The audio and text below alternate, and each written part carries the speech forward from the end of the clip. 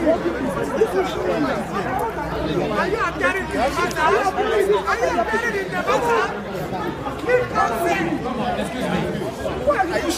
not pushing you. You are pushing him. Just take it easy. Your reaction on that. Bring your mics down. Bring the mics down. The mother came up for. Bring your mics down. Thank you very much. The mother came up from here, as you are aware.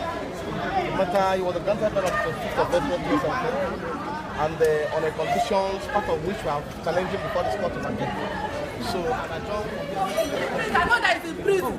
No detention for 1 year. They cannot hold person detention for almost 1 year until now. They not to bring him to us. He has family. He has family. He has children that he's training in school. The children are not in school since 1 year until now. 4 kids like that. And if I'm telling me sorry, I need his dead body. Let me go and bury him well. Let me go and bury him well. Yes. The children want to see the. They want to know. The home in Umuahia. I'm not there. I'm not there. Okay. But I mean, the situation now is that everybody is confused. Nobody, the government is saying it's not. But it's clear that everybody saw the army invaded his house. There's nobody should be confused. The truth of the matter is that the Nigerian army invaded his house and there's a shooting, and the whole world see it. So don't say that we're confused. We're not confused. You know the truth. Let the world know the truth. Boss, I don't want to say anything. I'm self-free. I need my husband. What I did, it's 1 year now. If he's in detention, bring him out of court to judge whatever he's permanent. That is his name. Nigerian army. Nigerian army of DSS, they hold him. When the party side his room and took him away. This 1 year and did not even bring him to court or judge him if he killed someone or whatever he committed. He needs to be judged. Yes. This is the last year. Last year, August. I've not seen my husband with my 2 eyes with the kids. 4 kids and they are seeking every day, looking for their father. It's easy for me. Look at these kids thinking of things for 1 year now. What do you say his name is? It's not the one that is. They will judge him at Uyo. They said that the judges said he should be released within 24 hours. They said he should be released within 24 hours. It's 10. They have not bring him out. What's your husband's name? Sorry. What's your husband's name? My husband's name is Bright Chimese. Yes. So can you tell us what really happened? About him. The Nigerian DSS arrested him and charged him to court. And the court, in their own wisdom, said he has no case to answer, and they said they should release him. Since then, they refused, and they arrested him since over 1 year plus. He's on their custody. In fact, the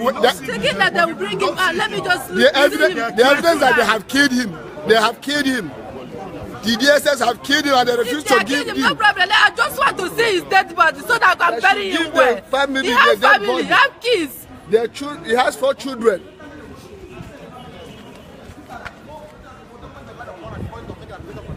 So, and there's no basis in law whatsoever and fact under why that application should be granted based on those evidence, those documents. Because we have features of terrorism groups which clearly provided under the stand law, and those features are not present in the activities of IPOB.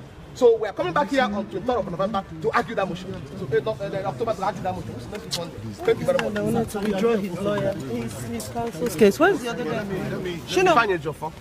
Right, so Counsel to Nnamdi Kanu. let's stand together so that then maybe the Honourable Minister will speak after I've spoken. Well, I am here to show complete solidarity with a friend and brother that I met and that I got to know very, very well. I refuse to accept the allegations that are leveled against him. I refuse to believe that he's a terrorist. I don't believe that. He has never killed anybody.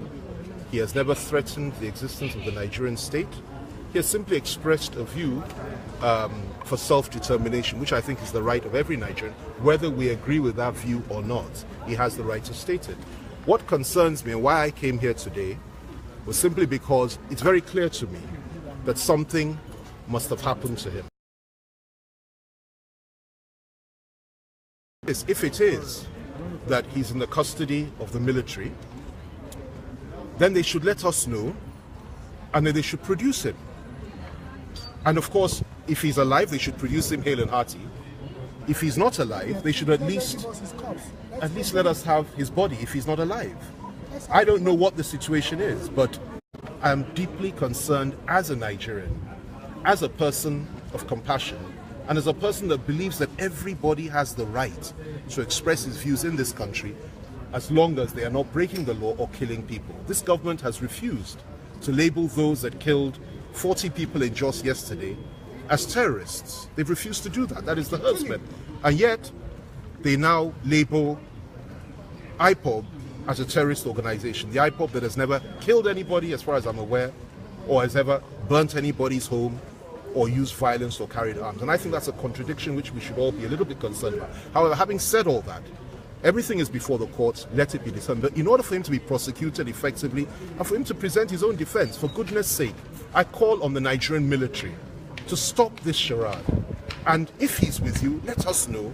Give him back to us so that he can be produced before the court. And if you know you've killed him, for goodness sake, give us his body. That's all. As a friend and as a brother, I have a duty to do that, despite whatever threats we may be facing as a consequence of standing. I will never, ever not stand with a friend and a brother, even in his time of need. And I pray for Nnamdi Kanu. I pray for his family and all those that are with him. Let me also say one more thing. The idea or the allegation that 28 people were slaughtered in his home when the military got there is something that is shocking, unacceptable. I gather the cooks, the houseboys, I gather that some of their guests, some of their workers, even the dogs were butchered and killed. I gather the cars were burnt and the whole house and the whole palace was sprayed with bullets. This is unacceptable behavior. Now, this is the information I have received. And I haven't seen our friends since that time.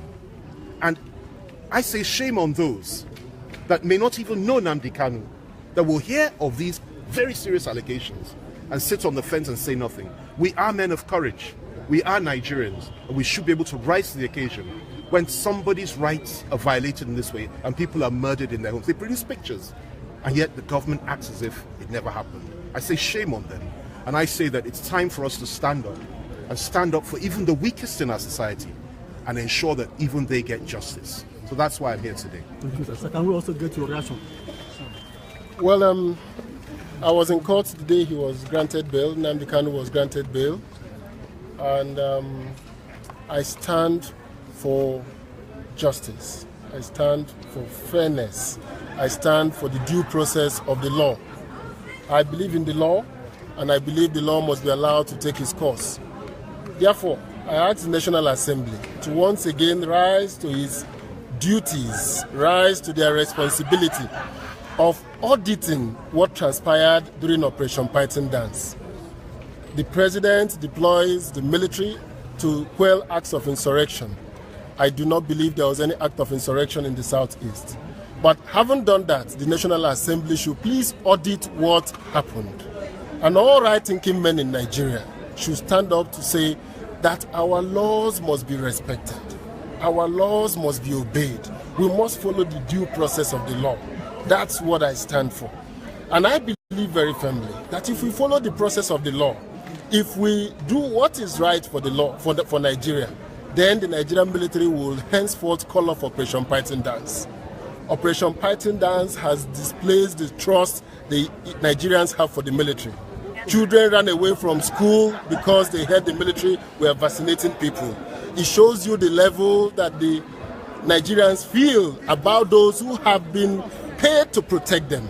I think the time has come for the government to return to law-governed processes. And I call on the National Assembly to rise to its responsibility and tell us what happened. Let us know the truth of what has transpired. Let us know if the military took Nnamdi Kanu away from his house. Let us know what the fact from the fiction.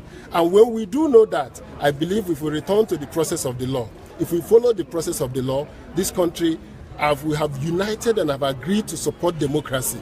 The reason why we did that, the reason why we went to the barricades to fight the military regimes, to fight the Abuja regime, was because we wanted a free country where we'll be right to express ourselves. And I believe that Nigeria will fundamentally work for all of us if we have a country where no man is oppressed. So I stand here today to say we want the National Assembly to audit what happened during Operation Python Dance. Sir, can you quickly react to the shorty forfeiting their billboard or producing Namika? The shorties will come to court to deal with that. They will definitely be here. Thank you very much. Please, gentlemen of the press. It's okay. My name is John. I'm a brother to Bright Chimeze Ishiwan. I travel all the way from Port Harcourt to Abuja here this morning to witness the proceedings of my brother. And among the 4 people that was detained with him, so I have not seen him among the 4 people that were detained. He is missing. Please, I'm using this opportunity now and also this media to beg Nigerians to produce him, whether dead or alive.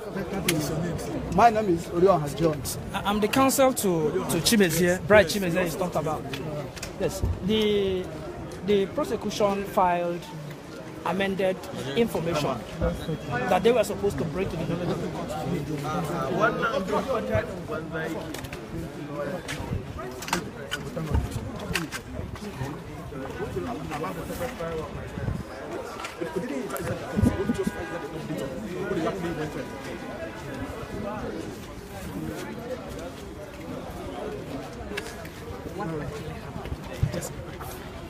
Well, actually, the matter is supposed to be coming up for hearing today. So, but the proceeding couldn't proceed, go on because of the fact, because of the absence in court. So, it's a matter of common knowledge that the military invaded his premises on the 14th day of September 2017 and they murdered about 28 persons there and wounded many, which is now in the public domain. So, and what we are asking for is nothing but for the military to produce them. And we have gone a step further by filing an application before the court to compel the Chief of Army Staff to produce them before the court, so that the trial can go on. So, and that suit is coming up on the 2nd day of November 2017 for hearing. So, and the court was informed about his absence, though he actually, in line with the practice, asked the shorty to come and explain more. So, and we are hopeful that before the November 20th, the court must have had our application, substantive suit, when we are asking for writ of habeas corpus, compelling the military to produce him before this court and make a decision one way or the other. So you believe that he's in the custody of the military? Certainly, certainly. Well, I spoke last with him shortly before they entered again and tried to his house, and that was my last conversation with him. I've not been able to establish any form of contact with him again. So, and the killed 28 persons, arrested many there. So they should be in a position to tell us where he is, because he was in the house when they got there. Thank you. But some reports are saying that he has traveled abroad. How can he travel abroad? These are people that barricaded the entire premises at the point they gain entrance. How can he travel? They know where he is. I'm telling you, that was why that was actually informed our suit before this court, because it's not a case of accusing them orally. We have gone further than that. I told the Chief of Army Staff, let him be on oath. Let him file a response to what to file in court here. Let them be on oath and tell us he's not in their custody. Then we'll argue it before the court. So thank God the day has been given to that effect. So in the court, you made a strong statement. Well, you don't know whether he is alive or dead. Very well, yeah, I told the court, of course. I don't know, because I spoke with him last on 14th of September. That was last time I had communication with him. I don't know whether my client is alive or dead. And what we are praying is simple. If they've killed him, let them avail us of his corpse so can give him everything better. He's a prince. That has been said in many occasions. He's a prince. Then if he's alive, let them produce him before this court. Let me say this to you people.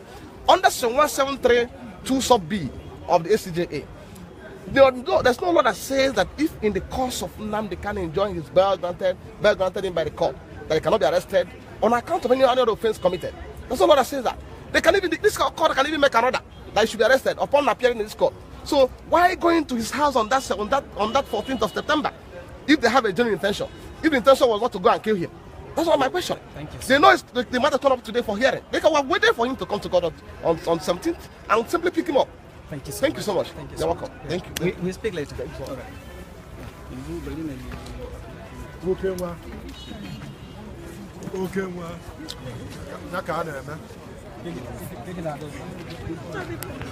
Can I pass?